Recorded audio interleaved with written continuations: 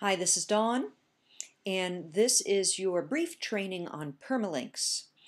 This is for WordPress specifically, so this is a training for you if you are blogging, which I do recommend, but also just for your website anyway, your WordPress-based website, to be sure that you've got a structure in place that allows you to be most findable through organic searches.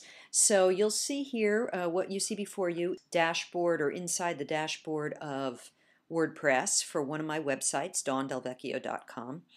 And you'll see over here I'm in Settings, Permalink.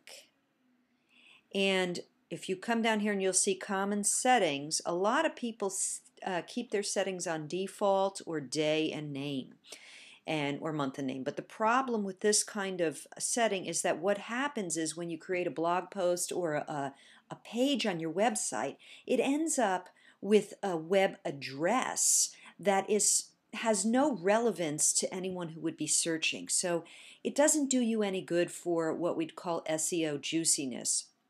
So if you look here at these examples, default, it has my web name, dawndelvecchio.com, my website name, but then / P = 123. I mean, that is just meaningless stuff. So same thing here with day and time. We've got my website address / date / sample post. So at least with this sample post, you could use this with an SEO keyword optimized phrase. However, when the search engines or the crawlers of the search engines look for relevant content, I don't know what the number of characters are, but if you have too long of a domain name or a sample post name, it's going to get cut off. So your ideal word or phrase won't be so ideal, and it'll be sort of useless. So what you want to do is create a custom structure, and you'll see that I recommend the custom structure be / and this is the coding here, so you're going to have percent, category percent / percent, post name percent / and I'm going to show you what that looks like in real life here in a minute, so don't get too intimidated by this code stuff. The basic concept is that what you want is the name of your website with a / the name of the relevant category, which also should be SEO optimized, followed by an SEO optimized keyword post name or abbreviation to the full title of the post or the page. Okay, so that's that. Now let's go to posts. We'll look at all posts here and just grab one. All right, here's a recent post I did for my website. So what is this permalink? What does that do? Here it is, look, permalink. Here's the domain name / spirituality is the category / set your boundaries. So actually, I must admit, this is not particularly a keyword. I didn't search this keyword. I do know that setting boundaries is a hot topic in my demographic. And it's relevant to this particular blog post.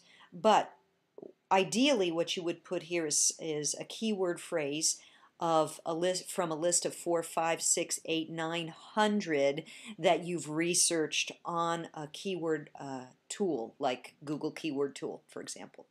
So you'd have your category and then your keyword phrase. So how does that pan out when you're posting a blog post or you're creating a blog post?